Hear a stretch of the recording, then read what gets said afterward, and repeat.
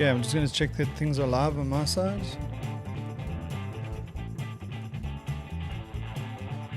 Okay, live on Facebook.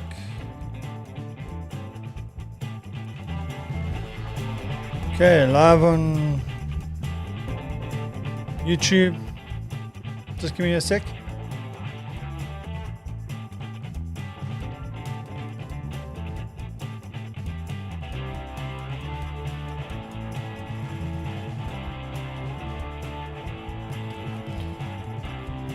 Okay, dude, I think we're ready to go live.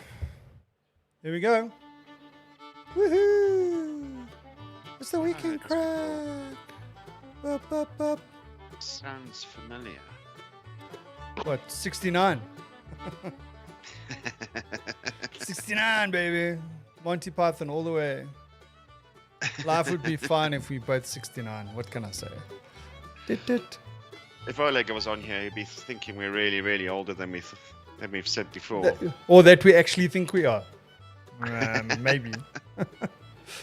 Yeah, geez, dude, here we are. 69. Episode 69. Dude, the end of the year is coming. The light at the end of the tunnel is coming at a rapid rate. I think it's a train. Yeah. Possibly. Yeah. Anyway, dude, how was your week? This week has flown by. Yeah. What's different about this week compared to other weeks is normally my dilemma here. Yeah. Well, the only difference is I went to see the new Bond movie. I was going to try and do the theme song, but didn't. I don't know, whatever. That thing. No, that's Jaws. Yes. Yeah. Didn't. Yeah. Yeah, sorry. I should have queued up the James Bond theme song while you were. Yeah. Anyway, so did you go see it? I did. All right. I did. Okay. Finally got tickets. Yeah. First question. Rating in terms of Daniel Craig movies. Where did it rank with the rest of his? I mean, you've seen all of the Daniel Craig movies, I'm assuming. Where would you rank it? First one, because the first one it stuck out because in the opening scenes, if you compare it to previous Bond movies where he goes through mayhem, right, and he gets into fights and there's a bit of blood. The first Daniel Craig movie, he got blixemed. I mean, he was battered and bruised. Yeah. I mean, the same thing happens in this movie, but it was a change for me in the traditional Bond formula. Yeah. So, I mean, you can ask the question. So, in your mind, so far, who's been the best Bond? It's so hard. I've always been it's guy, but I think Daniel Craig is up there, mate. Yeah. I would put Daniel Craig up there. But they have made these movies. They followed the same formula, right? Yes. Pretty much. Yeah. Since the start. This one, they've deviated slightly. Mm-hmm. And so that's the first thing. So it wasn't just gonna, you kind of know what's gonna come next, and right at the end, he's gonna meet the baddie, and somehow he doesn't get shot by 1,000 people shooting at him. But there's twists and turns here. Yeah. From me, I would say out of the Daniel Craig movies, and I've rewatched all of them recently. Of course you have. Why would I? I'm not going to go watch the new James Bond. I'm upset with them. No, right? It's been delayed. I'm boycotting it. I'm boycotting this, yeah. So I have watched the recent Daniel Craig movies, and I can confirm that I have seen the new James Bond movie twice in 1 week, to say the least. And I would rate it as the best one. Story-wise, the way that it was constructed, how they, like you were saying, all these twists and turns and all that kind of stuff. My view, probably the last three Daniel Craig movies have just got better and better, and I think this was, this is the crescendo. Yeah. in my opinion. Well, yes. I mean, And then, of course, there's bombshells the here. bombshells. Yes, excuse the pun. Yeah. So, well, I mean, it's a spoiler alert. So, anyone that's listening now that hasn't seen the movie, that doesn't want to hear a spoiler, I would mute yourself for now, and I'll give a thumbs up when you can unmute when we go on to the next topic. But yeah, I was shocked at the end, dude. Yeah, because you kind of thought he will get out of this as he normally does. Somehow he'll get out of it. But he made a decision. Yeah. And I just think back to years back, the old movies where he actually got married and his wife got killed. Right. And I thought it was going to go down that route. Mm. Because James Bond, you cannot have love. That's Yeah. in your line of work. It's not allowed. Yeah, sure. But actually, he's retired. So he can have love. Until this movie he decides to take a twist and say no. Yeah. Well, he comes back. Yes. Well, he gets reinstated as a double O. Spoiler. Yeah, he gets reinstated as a double O. Yes, Right. This is the first Bond movie ever to have two 007s. Yeah, in it. Yeah. Yeah. And then he gets reinstated, and then he reconnects with an old flame. Yeah. Discovers that he has some offspring. Yes. And then decides to take a bullet for the family. Baby Bond. Baby Bond, yeah. So the question is, right? How do they make another one after this? Well, this is the thing. I mean, do they? Leading up to me going to watch the movie, I've been very, very careful not to have a look at anything on social media that talks about the movie and potential spoiler alerts and all that kind of stuff. So I wasn't sure how it was going to go, to be honest, right? Yeah. But I have seen that there's quite a lot of chatter on the internet. After, like obviously I went and I said, okay, let me Google something, and I see there's quite a lot of comments on how the movie ended, and I haven't really read any of it yet. Have you? No. No. Deliberately not. Yeah, so I don't know what everyone else is speculating is the next movie in terms of James Bond, because effectively this movie is the end of James Bond. Yes. Okay, so what do? Do they go back in time? Do they now start off on a different timeline? Okay, and then if you bring into this whole thing of the conversation about, maybe it's time that there's a black Bond, or that there's a female Bond, or, I mean, how do you do it? I mean, I would imagine if it was the movie was based on 007, right? It would be easy. You could always have another 007, like we found out that you could have in this movie, right? Yeah. But you can't then going forward call it a James Bond movie, because it won't be James Bond anymore. Exactly. It would be 007. Yes, it would. But Okay. the original books and all that were the series about, and they were called James Bond 007. Yes. And then you'd have the name Yeah. of the book or the movie Yeah. or whatever. Yeah. So it's an integral part of this. I think the only way they can do this is similar to what happened with Star Wars. Mm-hmm. You have spin-off stories, or you go to the prequel Yeah. before Doctor No. Yes. Because he but the was already funny- established as a 007 in those Yeah. days. But you know what the difficult problem is there? Well, not really. But if you were to try and stick to it, Casino Royale was actually the first James Bond book. Yeah. Oops. Yeah. So no, definitely. And I mean, look, the first Bond movie was not Casino Royale. It was another one. What was it, Doctor No? Or Doctor No. Yeah. 1962. Yeah. Yeah. So look, I mean, I suppose they can, they, like you say, different timelines, spin off, whatever you want to call it. I'm excited to find out how it's gonna unfold as a Bond fan. Absolutely. And maybe because they should always leave you wanting more, and definitely here they have, because you just want to know Yes. what happens now. Yeah. Yeah. Yeah. I mean, they wrapped up the story pretty well. Do you think about it? James Bond dead.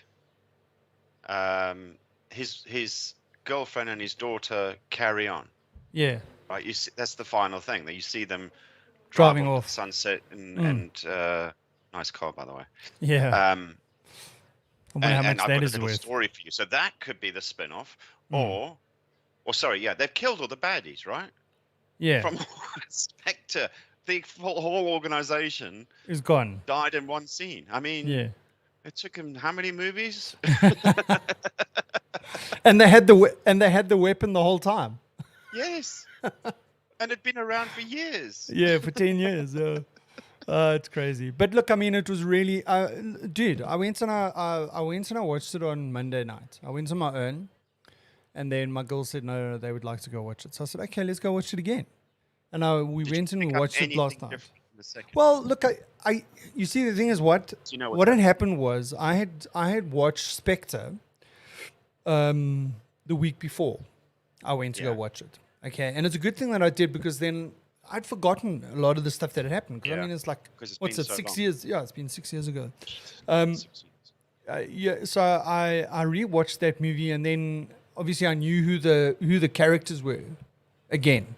You know, that von Blofeld or whatever his name is, plus the Yeah. the girlfriend, and how did it end?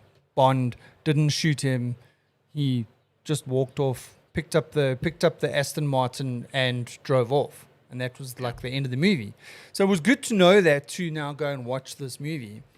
But then after I'd watched the latest James Bond, where my girls said that they wanted to go watch it, I said, listen, it's worth watching Spectre again. So we watched Spectre again during the week, watched it on Thursday night, and then I picked up more stuff in Spectre, knowing what I'd known happened in the next movie Yeah. about Vesper and the chick with the fact that she had said in Spectre, she had said, someone had come to my parents' house to try and kill my father.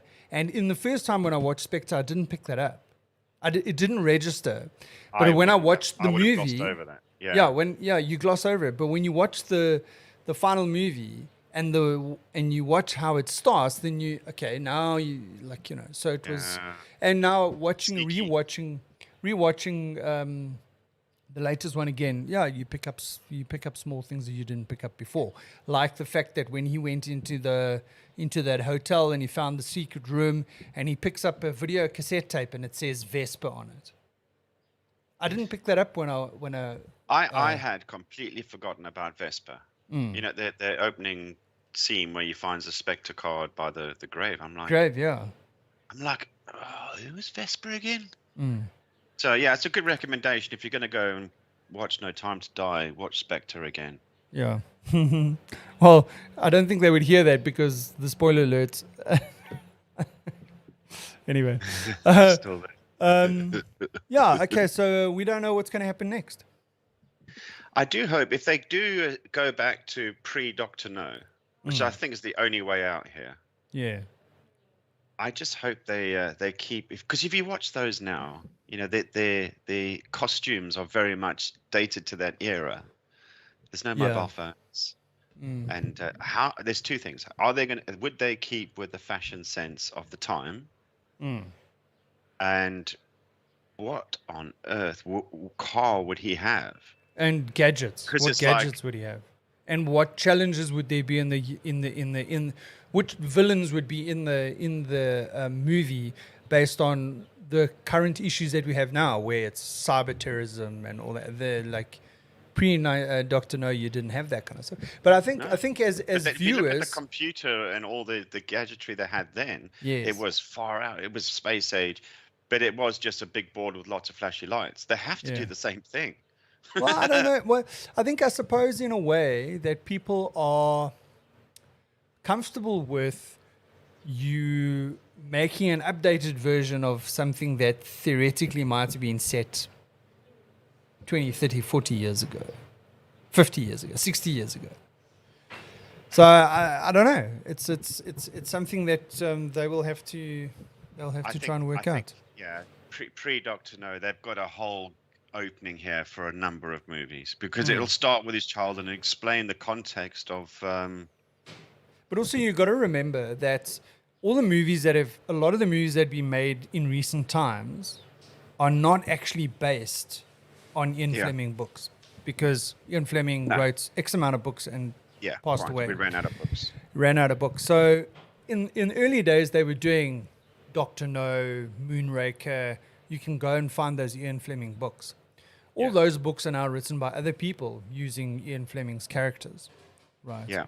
So I think they've got a lot of creative freedom because of that. It's not like they slowly churning through all the different books, right? And they might have done them in, like Star Wars, done them in different sequences because they might not have been able to have the technology to film it or whatever that might be. I don't know. I mean, it's the same thing like when you watch Star Wars. I mean, the first, episode 4, 5, 6, or whatever the numbers were, they did those first, and then later they went back to 1, 2, and 3. 1, 2, 3. Yeah. But I think also the spin-offs, because there's such a big story and a vast character base. Star Wars can have these spin-offs, and there can be movies in their own right and still lend themselves to the actual main 6 episodes. Yeah, so I think it doesn't necessarily have to be. So it's like almost like if you look at the Daniel Craig movies, you realize that there was a constant theme from the first movie, and that theme has gone through till the final movie. They didn't really do that with the previous James Bond. I think the only sort of character that I can remember that came back that had been in a previous one was that Jaws guy, the guy with the metal teeth. Oh yeah. So I think he was in 2 movies, but I don't think that there was a constant theme storyline between each movie that came out. So almost already they've done something different with the Daniel Craig era, and I think that they could do that again. Because I mean it's like time. I suppose you can look at it like a broad timeline, or you can narrow into it. So you could narrow in to like a year period in James Bond's life, and you could maybe create 4 movies out of that. Yeah. Right. But it fits narrowly in between in our minds where James Bond was. And they could have a storyline in a really short space of time. Because I mean, this one was like probably what? I mean, the first movie came out in 2006, and the last one came in 2021, right? The Casino Royale came out in 2006, to 2021. But in reality, what time did that cover? So theoretically, there were 5 years between the last movie and this movie in the storyline. Yeah. And before that, we don't really know what the timeline was. It could have been 6 months, it could have been a year, whatever it was. But that spanned over, in reality, in our time, 16 years, 15 years. So, yeah, I like at the end of the movie, I was going, huh? They can't do that. But now, like, what now? What now? It's just like, anyway. Normally when the credits in a movie house go up, everyone just jumps to their feet and storms out. Dude, I sat there until the credits end. came up, everyone was just sitting there stunned going, what's just happened? There's something wrong with the movie. Play it again. Something went wrong. There's got to be something in the credit. Maybe there's a little clip in the credits. Just wait. We'll watch the credits. There's going to be something else. There has to be. Well, I have to admit, I half expected, like when he was standing there and the missiles were flying in, right? And then the next scene is like, it's like all like foggy, and it's like you going through that fog and it's getting clearer. I almost expected that there was some reason why he didn't die in that thing. I thought that they were going to come up with some creative way that he was actually alive, but he wasn't. They could have just as easily have done that, written that way, that he would just forever stay away from his girlfriend and child. Yeah. Yeah. They could have just done that. He would go Yeah. back to Jamaica and just stay away from live his life. Yeah. So Yeah. I don't know. So I'm very, like you say, I'm like super, like, where's the next one now? I want it. Bring it on, baby. But they can't have made it because they haven't advertised who the next No, James. they haven't. Yeah, no. So therefore, I is think there another James Bond, or is this the end? Well, I mean, that is the question. I can't imagine. Listen, in my view, I think James Bond lost its way during Pierce Brosnan's era. Yeah, Now, that was just action movies for the sake of action movies. yeah, and I don't think it was because of Pierce Brosnan. I just think it was the storyline. It became very, very slapstick in my mind. But I'm a James Bond fan. I made my way through Watch it. them again. But you're right. It's not the same. The Daniel Craig era brought about so many new things. Yeah. It modernized it and made it more relevant because it was becoming a bit samey. Yes, it's an entertaining blockbuster movie, but you're going to go, okay, yeah, I've seen it. Yeah. Right, okay. And it's painful to watch it again. And you're not sort of chomping at the bit to go, oh, there's so much happened. Let's talk about it for 6 hours. And Yeah, where do they absolutely. Yeah. Like for me, like a good movie for me is a movie that for days afterwards, if not weeks afterwards, you're still thinking, geez, man, wow. That, like, you're still thinking about that movie. For me, that's a good movie. And already I can feel that that's the case with this James Bond. It's like I'm replaying scenes in my head and going, wow, geez, okay, like, why did it happen that way? Or, anyway, that is the lowdown on the movie. So I'm very excited for the next one. I thought, I can't what's his believe that name? they can. Remy Malek. I thought he is an obvious baddie character. Yeah. I think that was well casted. Yeah. Did you watch Mr. Robot? I did. Series. Yeah. I did. I think I gave up on beginning of series 2. Yeah. Because it was a great concept, but then it just went a bit weird. Yeah. It's lost its way. I mean, did you get to the end? Did you find out what was actually happening there? I can't remember now. No, the guy was schizophrenic. So remember, he kept on having interactions. I think I got that. Yeah. Okay. So he was having interactions with his father. Yeah. And they weren't actually. And it turned out that he had actually killed his father. Yeah, and that's why he was so messed up to start with. Yeah. But there was so much potential there. Yeah. And like they the just first went down season this route. First season was amazing. Yeah. Anyway, so yeah, we look forward to finding out who the new James Bond is first. I hope We're going to spend the next year debating the crap out of this. Yeah, I hope they don't. But I'll make give us you wait. some insight because Cool. one of my facilities is not. It's just on the same road as the movie studios. What's it? Is it Pinewoods or do they use No, different there's movies another now? one. There's another one built. Okay. Because these big scenes require bigger buildings than Pinewood has. Yes. I think a lot of it's still shot there, but it's they're building these. Do you remember what was that? Which one was it where the James Bond was it sinking in Venice? Oh yeah, I remember. Was it Daniel Craig one? Yeah. Yeah. So that whole movie. Sorry, not the whole movie. That sort of scene requires a massive building, right, to film. Yeah. Because you've got to have water tanks. You have all these mechanical, electrical aspects that go on. It's a massive set piece. So you've got to figure out how to do that. And so one of the buildings they built was massive, and they actually said, you know what, knock it down. It's not going to be big enough. Oh no. So they're building it. Holy cow! I mean, this is not just for Bond movies, obviously, but I'll keep my ear to the ground on that side. Good man, good. That Aston Martin that was in the latest one.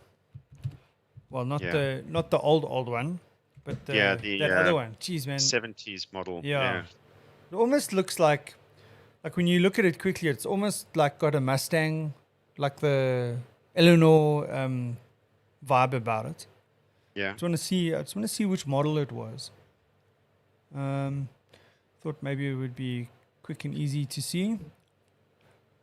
Come The on. thing is, you can make old cars. I mean, they'll tore through. It's ridiculous how much money they spend on cars in these movies. Yeah. Did I tell you I went to there was this traveling Bond museum, and they would go to a city and they stay there for 6 months, and you can go around all the props. Mm-hmm. And No, you didn't tell me.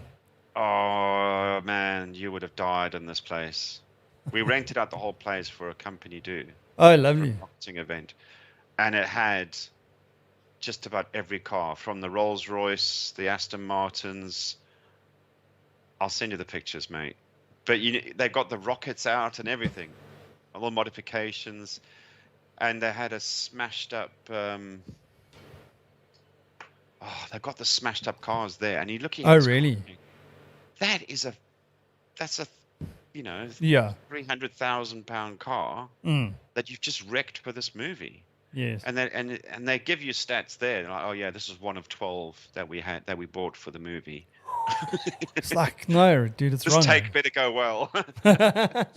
You've only got one take, yeah. But they actually modified some of them, so they cut them in half.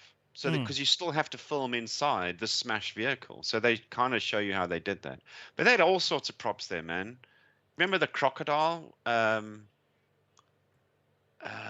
Who was that? That was Roger Moore in one of the Roger Moore movies. He snuck up on a place inside a crocodile head. Yeah. They had that there. They had jet skis. They had loads, mate. It's mind blowing. But let's not harp on about that because you went there. I'll just tease you with the pictures. Yeah, no, you will. I'm sure. I've just checked. That was this one was the Aston Martin V8 that first made its debut in The Living Daylights with Timothy Dalton. Yeah. Yeah. So let's see. It's the Aston Martin V8 Saloon, similar to the one that first was seen in 1987 in The Living Daylights. Yeah. Launched a decade before Timothy Dalton's Bond debut, the V8 Saloon was both the fastest four-seat production car of the day and Britain's first true supercar. How's that? What was the year? It's. Let me just go back there. It says it was launched a decade before Timothy Dalton's Bond debut, so it must have been, I don't know, 77. He came in the mid 80s, so yeah. So he was 87. Yeah. So the car would have been in the late 70s, because it does look like a 70s style car. It does look like a 70s, yeah. But I wouldn't mind that, dude. No, I'd take that. Yeah. Because the Lamborghini at the time also looked similar. Yeah. Okay. I just looked up because if you go further, if we're going to go to the prequel kind of scenario for the next Bond movies, what cars would they have? And I quickly looked up, when did Aston Martin start making cars? Yeah. And I think we're okay. When did they start making cars? They produced their first car because they made engines and things before. So they first made their car in 1915. 1950. Yeah. Yeah. But I mean, wasn't it a case that they did they always make their own engines, or did they build a car and then buy engines? I can't remember. It was one way or the other? I can't remember. The first Aston Martin was created by Martin by fitting a four-cylinder Coventry simplex engine, so not their engine, to the chassis of a 1908 Frascini. So it's not even their chassis. Yeah. But I suppose that's how these things start, you know? Yeah. But anyway, listen, talking about cars, I mean, we haven't spoken about electric cars or alternative energy cars for a while. And I saw two things come through during the week which caught my eye. One was that there's this Hong Kong company called Destin that has just developed a EV battery that's let me get the stats here. The battery offers 500 kilometers of what they call WLTP, which is the Worldwide Harmonized Light Vehicle Test Procedure range. And it can charge from 0 to 80% in 4.5 minutes. Right? And I mean, that's a game changer. Some massive bloody socket plug. Well, I don't. Well, my two issues with electric vehicles using battery. Well, yeah, electric vehicles using batteries is obviously the range, the time that it takes you to charge it, and how often do you have to replace those batteries. Those are the three things that I'm looking at and going, okay, like, I see problems here. So, so I suppose it's important to say that this thing can do 500 kilometers. Yeah. Right. And the fact that you can charge it 0 to 80% in 4.5 minutes. Okay. So in comparison, the Tesla's V3 supercharged offers what they call 1,610 kilometers per hour, whereas this one does 8,253 kilometers per hour. That's like distance as opposed to what? Why are you laughing? Sorry, what was that number? 1,000 what? Wait, so they stated like this. They say Tesla's V3 superchargers offer about 1,610 kilometers per hour, operating at 250 kilowatts. Okay, the same situation for the Destin charger gives you 8,253 kilometers per hour at 250 kilowatts. So it's the distance at 250 watts. Oh, by the way, you should give a thumbs up for those who are still muted. Oh, yeah, thumbs up. Spoiler alert, finished. I hope they got the subtitles on as well. So I'm not, well, all of a sudden there seems to be a development in sort of the battery technology, and they say the biggest problem with charging these batteries would be heat, and these guys have apparently eliminated that issue. And this is the part. They're in Hong Kong, so it's pretty warm down there. Yeah. Okay. So the other thing that I always worry about is like how often are you going to have to replace those batteries? Okay, yeah. That's do they really know? Operating cost. Because it's so new. They do. No, what they do, they say for each 19 amp hour cell is rated at for more than 3,000 charge discharge cycles, which is about 1.5 million kilometers on that electric vehicle. So I mean that's pretty significant. Eh? I mean, okay. So the reason I asked that is because in my world, in the data center world, where we have a lot of UPS infrastructure, a lot of batteries, and we want to know what sort of load it's going to be able to take because it does degrade over the life of a battery. So I want to know how long the life of the battery is, how much it can retain, failure rates, and that kind of thing. Sure. And if they're saying, oh yeah, it'll handle whatever megawatt in this configuration for the next 10 years with a degrade of whatever it is, fine. But how do you know? This is the battery world is evolving. Yeah. And because they need to retain more charge. But do they have a way? Do they have a way So to that was test my it and question, and they never really extrapolate give me a it? straight answer. Oh, I see. But I think But it's is it easy for them because- to project because these guys are working with batteries for many years. This is not just starting out. They understand the technologies. They don't 100% know, but they've got a good way of projecting it because they do stress test things and see how it is. But that's in a stable environment with a stable air conditioning, safe environment. Now you're going to put the same technologies perhaps in an object that gets banged around, bounced around, hot, cold, different temperatures, fluctuations, water, dust, So how do they simulate all of that? That would, for me, be intriguing. I mean, on paper, it sounds great. Yeah. Well, at least is Tesla going to buy them up and change the world? Yeah. Yeah. By the battery factory. Yeah. So, and then the other thing is the hydrogen fuel cell aspect of renewable energy vehicles. So So I see Toyota have got a model that's has broken the world record, or set the world record of doing 845 miles without refueling in a hydrogen fuel cell car. That's pretty good. For a car, yes. Yeah. So I mean, I actually I've always been intrigued by the hydrogen fuel cell option as an alternative to the traditional fuels, and it became more prevalent. The London buses changed. Some of them went electric, but initially a lot of the new buses went hydrogen route. Oh, and you see right. this bus drive the road, and it's just pouring water out the back. Mm-hmm.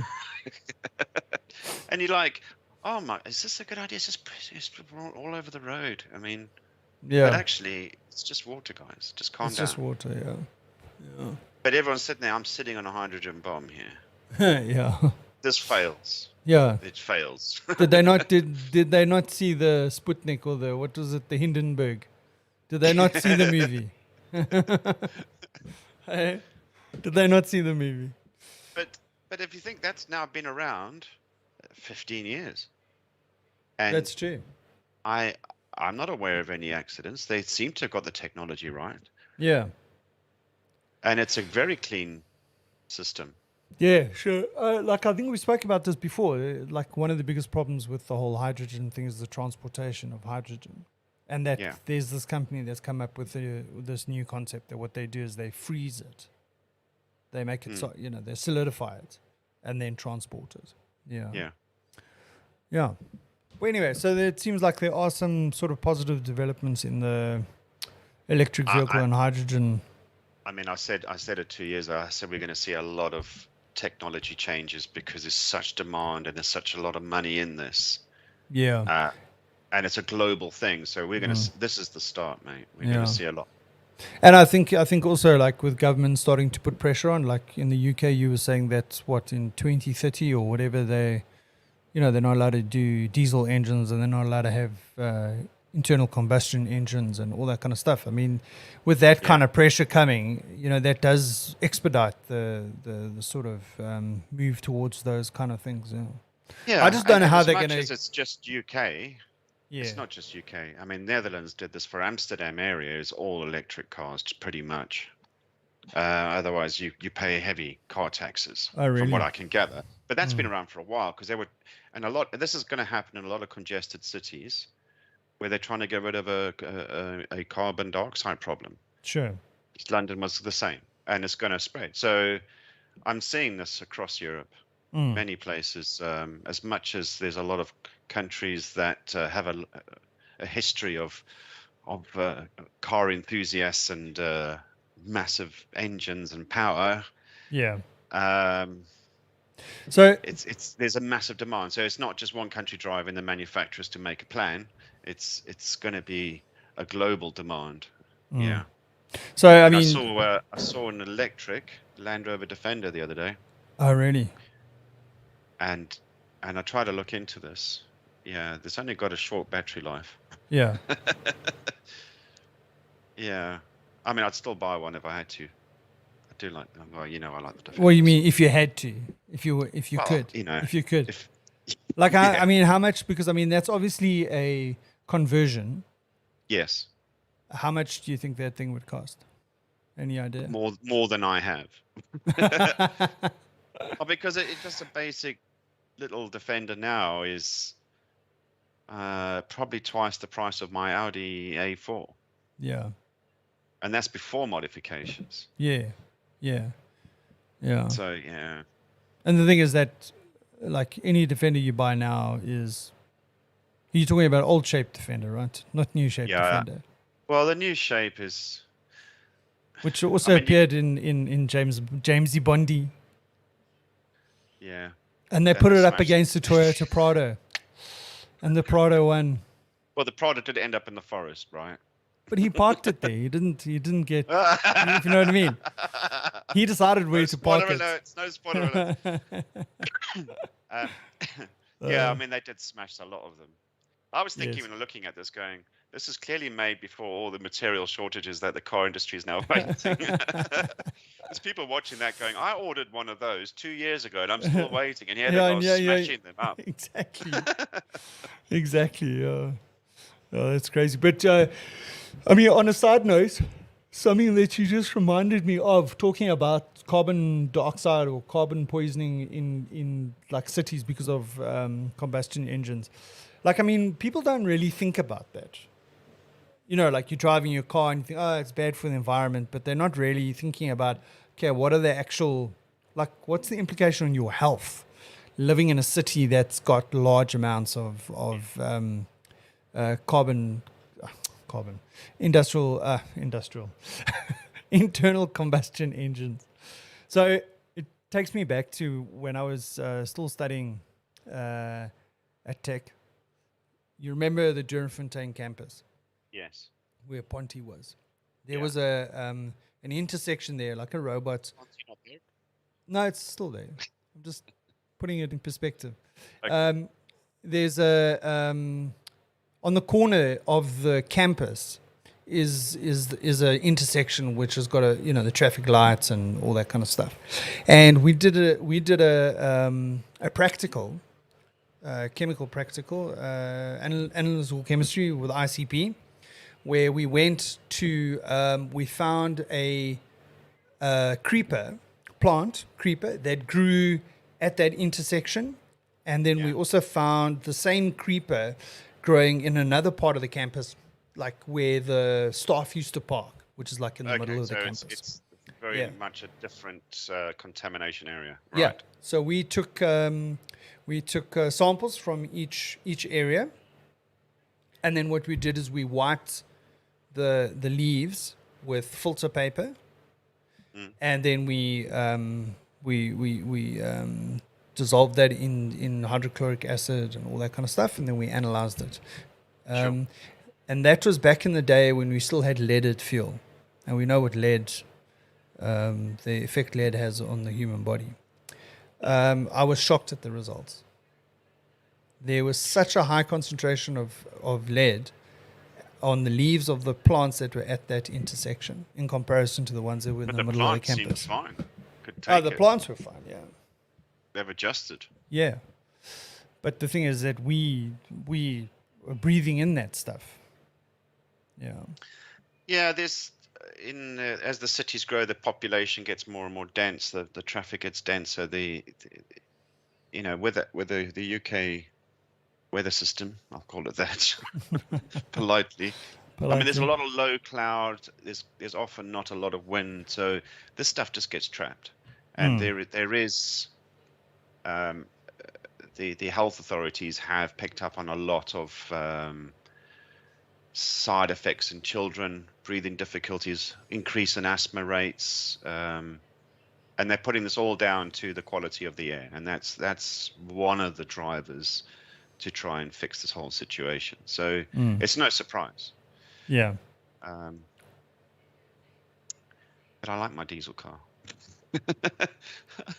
I like my diesel car. I'm assuming turbo diesel, nice torque as you put your foot down there on the country roads.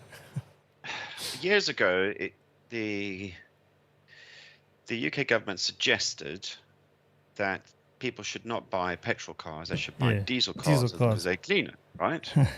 And now it's changed again. No, diesel's now the bad boy. Crazy. But even though the diesel engines now are engineered to be a lot more efficient, and therefore their exhaust emissions content is a lot better. Despite is that before or after Volkswagen were caught with their pants down? Despite all that, just. I've got the two cars. There's a Honda CR-V, which is a 2.2 liter turbo diesel engine, and it was at that point the cleanest, most efficient designed diesel engine in the world. Oh wow! For a short. Yeah. And it's a massive thing. It's a bomb. And the engines you find, the diesel engines you now find in the CR-V range is now 1.8s or 1.6s, and I'm like, it's a 2-ton car. It's gonna, but it seems to do okay. Okay. So they've reduced the size of the engine to reduce the outputs. Okay. Yeah. Then I've got an Audi A4, which is what, a 2-liter turbo diesel, much more fuel efficient, and it was made what, 6 years later. Okay. Something like that. Yeah, sure. A different engine, fuel efficiency's there, even though it's a lighter car, so obviously it's going to be more fuel efficient than the 4x4. So yeah, I think it's now tarnished. As much as these engines have improved, the volume of cars is still the problem. Yeah, sure. Absolutely. We are not going to get away from the volume, so we might as well change the type of fuels that we use. But I wonder, like, what are they going to do in Africa with regard to this kind of thing? Because Africa is a very, very different place in terms of trying to get cleaner technology, vehicle technology. But I think embedded. So I get my car tax. I know it's probably the same there. My road tax, car tax is different between my two cars. I mean, they're effectively both 2-liter turbo diesel engines. Yeah. But the one is super cheap, and compared to the other one, it's like. And what do they base it on? Are they basing it on the actual reported? Yeah, the emissions the from fake the news from fake news from the factory. Yes. Yes. No, I was just wondering, because back in the day when I still had my Land Cruiser, which we're going back quite a few years now, so I think I sold it in 2013. I think in comparison, just to give you a comparison, my license fee for that vehicle was close to R1,000 a year, in comparison to my normal vehicle, which was, I think I had an Opel Astra, that was 400 and something. And now my Ford Figo, I think I pay 380 or something. So yeah, even back then in those days, with those heavy diesel vehicles or whatever, they were already clupping me with higher license fees. Okay, so go back to your other question. How does it happen? How's all this going to affect Africa? And it'll be the same in America, because you've got all these vast spaces. I think you'll probably see a more prevalence of electrical or hybrid cars in the cities. Yeah. But outside that, you're probably still going to see the traditional cars, but they'll just become cleaner. Yeah. Or more efficient. Yeah. Because you can't put the infrastructure down to support these things, unless hydrogen suddenly comes up with a massive, well, this is how we can do off-road vehicles. Yeah.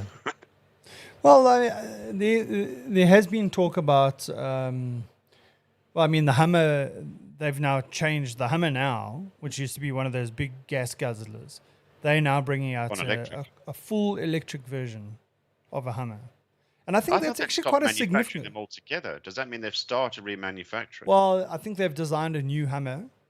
Okay. I don't know if it's been released yet, but it's going to be fully electric. And I think that's a very important move or development, because there you're taking something that was traditionally a gas guzzler, and going in the total opposite direction, which I think is like from a marketing point of view or catching people's attention view, I think that is quite a significant thing. It's not like there was this gradual transition. You went from, this heavy gas guzzler to more fuel efficient, to a hybrid version, to a full electric version. You've gone from, being on one extreme to the other extreme, which I think is quite important, or quite significant rather. Yeah. Yes. I was thinking of the military aspects. Every time you think Hummer, you think military. Well, I do. Yeah. And so if you're in the military having to rely on your vehicles, you're going to want something that's going to work every time and is robust. And as much as the Toyota Mirai covered such a vast distance, that is not a small car. But at the same time, even with all this reassurance that, yes, it's got lots of miles and you can go forever on these things and it'll just get better and better. And we'll change some of the the bulletproof panels to be solar panels, some shit like that. Are you as a soldier going to go, you know what, I'm happy with this?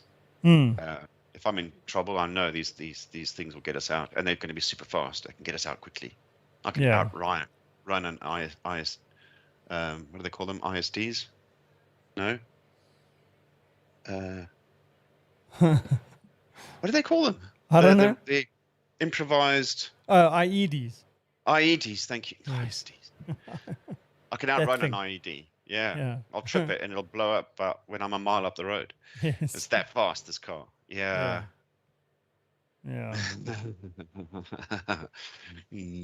I'll be intrigued to see what happens with this Hummer. Yeah, me too. Who's their target market? Yeah. There must be. Those things are a pain to parallel park, I'll tell you that. Jeez, dude. You just park on the pavement, man. What do you mean? Yeah. So, I mean, the other thing that I saw that there's a bit of banter between Elon and Jeff Bezos this week. And is it? I see Elon Musk reply to one of Bezos' tweets with a silver medal. An image of a silver medal. Just to this is about their net worth. Okay. Absolutely. Because Elon Musk's net worth at the moment is 222 billion versus the 190 billion of Bezos. And that's just because there was an increase in the evaluation of SpaceX that obviously made. Yeah, had to be. Yeah. Jeez. When we brought this up before, I said, these guys are so rich, they probably don't even care about this kind of stuff. Well, the money's pointless. And clearly not. No, well, I think it's, I suppose there's, I suppose the Elon Jeff thing goes a little bit deeper because, so they're both there fighting to be the top person. I suppose it's not the number that makes the difference. It's the fact that the one is ahead of the other. And the fact that they're trying to play in the same market, the sort of like civilian space arena, you know. I mean, like Richard Branson's also in that arena, but he's not. It's not the same ballpark. Yeah, he's not in the same ballpark. Yeah. Well, I mean, I just found it interesting, but like you say, I mean, do they really worry about the amount, the actual money? I mean, when it says that Musk added $9 billion to his fortune on one particular day after an investor agreement. I mean, it's like that just blows your mind. The fortune increased by $9 billion. $9 billion just overnight, just on a valuation. Yeah. And Musk started. What did he get for the sale? Because he came to light when he sold PayPal to eBay. Yeah. I've never been a fan of PayPal, and I'm not. But it was worth over $1 billion or something at that time. Yeah. And I was like, really? Was it? I don't think it's that great. But effectively, it is a bank. Yes. It's a transaction bank, and it's the engine behind it that people are buying. The user experience is something else. Yeah. But I use PayPal. I use PayPal all the time. I can't stand it. I've never had anything but problems with it. But all it is that for my streaming subscriptions or my Amazon account or whatever, it's using my PayPal account, which is then linked to my credit card, and that's I'm using and it's almost like a debit order that goes off every month through PayPal from my credit card. Yeah. I'll tell you my experiences another day. Cool. I don't want to go down that rabbit hole. Okay. But anyway, he started with $1 billion in the early 2000s. Yes. And so effectively, what's he done in 20 years? He's got to the point where he's making what he made from his life work up until that point. He's now making a day. Yeah. Sure. That's ridiculous. Yeah. Yeah. Well, look, I mean, I suppose it was a specific event on that day where they made some sort of investment agreement or whatever. And so it's not like every day that he's making that. But I mean, the fact that your fortune can move by that amount in just like that, it's just like blows my mind. Blows my mind. It's just silly money. Yeah. It's not. It's just numbers. It has no value. It's such a big net worth value that it's meaningless. Yeah. And I mean, I suppose the same kind of thing has happened in the crypto environment as well, where guys from one day to the next have like literally won the lotto because they happen to buy a particular cryptocurrency at the right time and woke up the next day and this thing's flipping gone to the moon. And, I look forward to that day.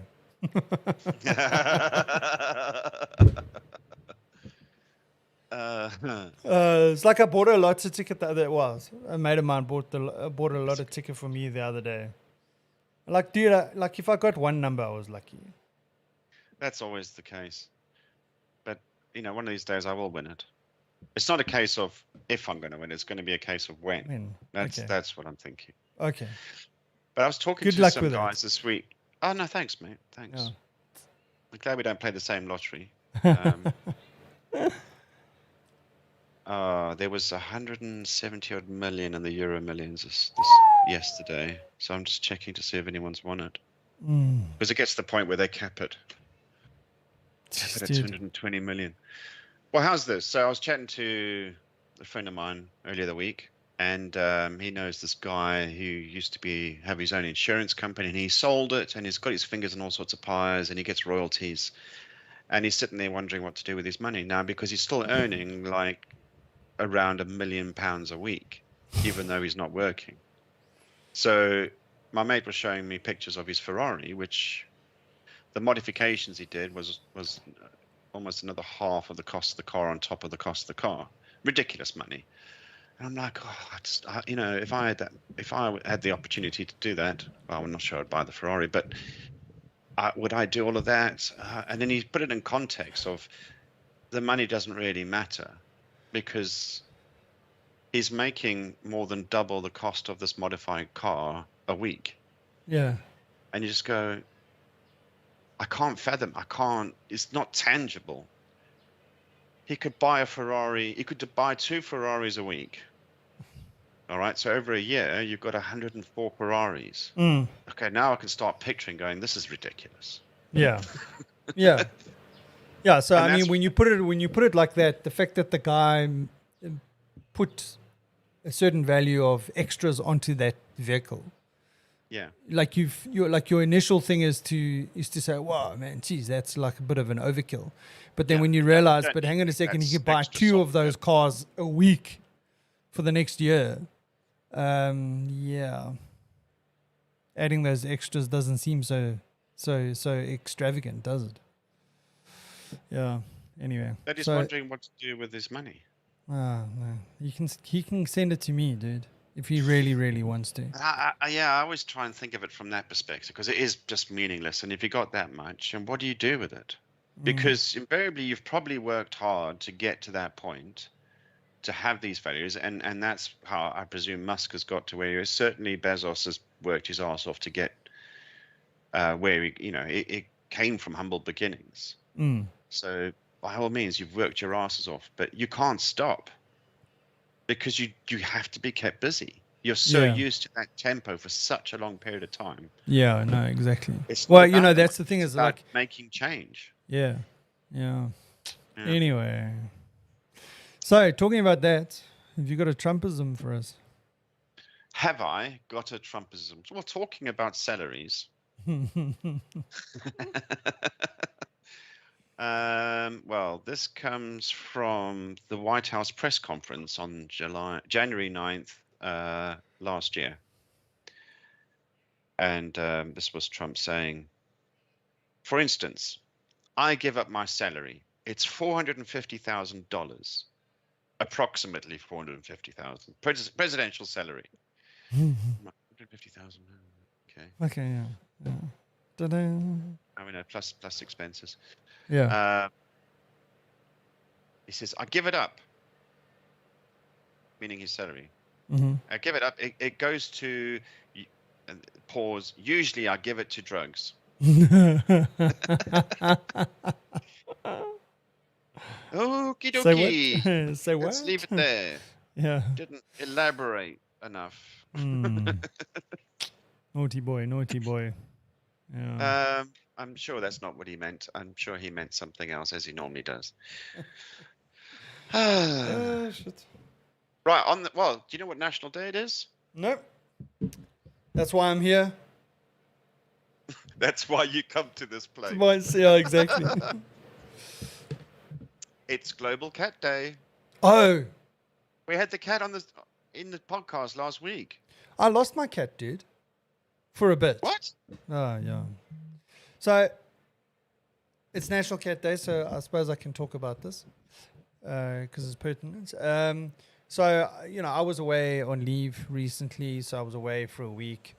And when I came back, my cat was super demanding. Like, literally, like you saw the cats on the table last weekend. Literally, dude, that cat was like chained to my ankle for a whole week. He just was so demanding. I couldn't do anything without this cat in my face. Velcro cat. Yeah. It wasn't not that it was a bad thing, but the cat was like super. So anyway, but obviously now that you've been home for a while and the cat's less, but slowly but surely, like the cat's less demanding. And then I saw the cat on Thursday, and then I haven't seen the cat again, right? Which is very unusual, even though the cat is independent. Like he comes and goes, but you always see him at least a couple of times during the day. Like Maybe you've got new neighbors or something. No, well, anyway, my daughter says to me, like, have you seen the cat? And I said, no, I haven't seen the cat. And that was yesterday during the day. And I was like, oh, that's weird. I haven't seen him. I'm sure he'll be back around about, tonight, come and get his food, whatever. Nah, didn't come. Normally comes and sleeps with me. Nah, didn't hear or see the cat. So this morning I was like, oh, geez, dude, I'm sure there's something that happened to this cat. So I'm walking around the neighborhood. Yeah. Calling the cat, looking for the cat, in my garden. Like, sometimes when I'm here, if I don't see the cats and I call the cat comes, right? So I did that this morning. No cat. Go check in the garage, make sure the cat's not in the garage. Check in the cupboards, make sure the cat's not stuck in the cupboard. Even though I know the cat would meow, and you would hear him, but I still checked. Walk around the neighborhood. Maybe has this thing got run over? Go and I walk around the neighborhood, can see nothing. And I'm literally, dude, I walk into the garden and I've got my phone in my hand. I'm just about to drop a message on our suburb group to say, hey, listen, has anyone seen this cat? And then I'm standing there and I look in the flower bed. And there the cat's lying there, looking at me. And I'm like, oh, shit, maybe the cat's hurt. What? Maybe the cat's hurt and, he's lying there. Gets up, shakes himself off. Walks past me. Nothing happened. As if nothing happened. He's got a new girlfriend. Yeah, probably. Yep. I feel devastated. He's two-timing me. He's cheating on me. I mean, you need to put a little cat cam on him. Yeah, I think so. GPS. I had, nano blood. I had 2 cats in this house. So the one, and this is the story, is about one, Peanut. That's the little black cat. Yeah. Always struggled to meow. So she would do the motions like, the whole mouth. Yeah. Nothing would come out, but she would still happily, because that's what cats do. Yeah. One day, in her final years, suddenly a noise came out. It freaked the cat out, going, ah! You mean it got a fright itself? It scared itself, going, ah! There's something in my throat. Which just made it go even more. And then every 6th or 7th one, it would actually go like a crackle of a meow. Oh, that's funny. But yeah, it got locked in a cupboard, and we were like, I can't find this cat anywhere. And this cupboard's always closed. We never go in there. And I could have sworn I heard this cackle. I'm like, where's the cat? And it must have been in there for about 8 hours. Oh, shit. I don't know how. It must have jumped in there when we had our backs turned, because the doors never open that long. Yeah. Anyway, it got rescued. Okay, so that's it for our cat stories. Yeah, well, if you got a sloth, it's also International Sloth Day. Oh, My pet sloth. And if you have a dog, it's National Fetch Day as well. okay. There we. I suppose I could do the same, both with my cat. Seeing that Oleg calls my cat a dog. Well, of my two cats, one was definitely a cat with all the cat attributes, and the other one was like a dog. question mark Was because a we used to question take mark. walks. It would fetch stuff. It would come and say hello and be happy to see you. Wag Like its tail. Yeah, yeah. So any other interesting days that happening there? Well, the Chinese on this day, the Chinese did their first nuclear test in 1964. Sure. Yeah, became the fifth nuclear power on that date. Yeah. Like, hang on, when was the other ones? That was 44, 45, Yeah. almost 20 years after. Yeah. But Didn't did really you matter.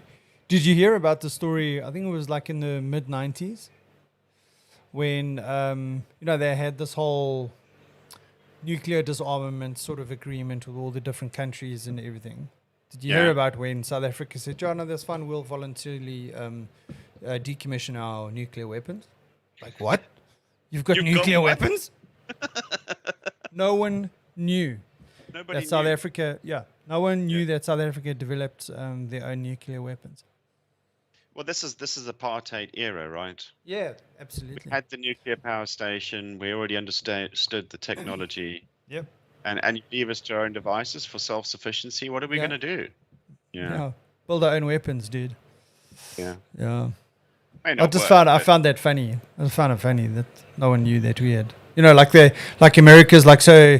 They're always watching the North Koreans and the Chinese and and Iran and whatever. And there's like South Africa.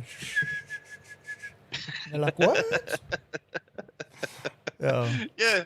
Can you imagine that they actually Yeah. set it off by accident and hit America? And America's like, who's done that? Who did that? Who threw that? And the CIA. It was you. It was you, Iran. It was you, North Yeah, we Korea. just sit back going, "Oops, Oops. Yeah. Anyway. that's not funny." All right, on this day, 1923, the Walt Before Disney my time. Company was founded. Which company? Walt Disney. Walt Disney. Wow. Yeah. Jeez. Okay. I think we've touched on Walt Disney before, Mhm. but what I didn't realize was there was two brothers. Oh, really? Walt So and Walt his and- brother Roy were the Oh. Disney brothers that started the cartoon studio. Okay. So what happened to the brother? I don't know. Oh. Certainly, we don't have a Roy Disney fairground. I Nope. mean, clearly we know who the dominant brother is, Yes. but I didn't know that. That's Yeah. interesting. Very interesting. I always thought it was Walt Disney. Okay, birthdays on this day. Mm-hmm. Birdie She Wrote, Angela Lansbury. Oh, yeah? So it's her birthday. Okay. I'm not sure if she's still around or not. I was going to so- say, is it her, the anniversary? Yeah. Okay. Well, it would be her 96th birthday. Okay. Well, I'm going to leave it there. We'll read between the lines there. Other than that, today, deaths on this day, the one that stood out for me was Marie Antoinette, Okay. the wife of Louis XVI of France, and she's obviously famous for being married to him, and that was the end of the revolution, Yeah. where the family was deposed through guillotine means. Swing. What I didn't realize was that she was Austrian, Hmm. and I Okay. thought she would be French. Yeah. Interesting. Austria is such a small country, and they seem to be involved in all sorts of things in history around royalty. Mm-hmm. Yeah. Austrians started the First World War. Yeah. Oh, that's not entirely true. Depends who you talk to. Yeah. Okay, Right. that's all I got today. All you got. So I mean, I suppose it's a good time to say, well, the reason why Oleg wasn't here was he was preoccupied. Like we didn't. It's just like the second week that we haven't had Oleg on, and we haven't like, He didn't hey even- Oleg, we miss you.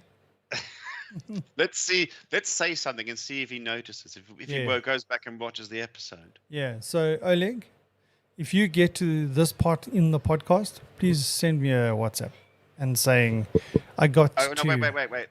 That's too easy. Is So that he too should easy? do that. But Oleg, on this day, 16th of October, 1791, the Russian military leader and politician Grigory Potemkin died.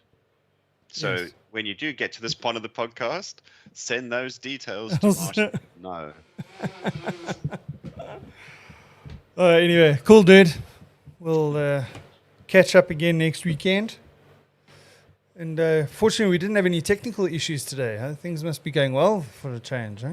Well, when we go and check if these streams have actually worked, we'll find out.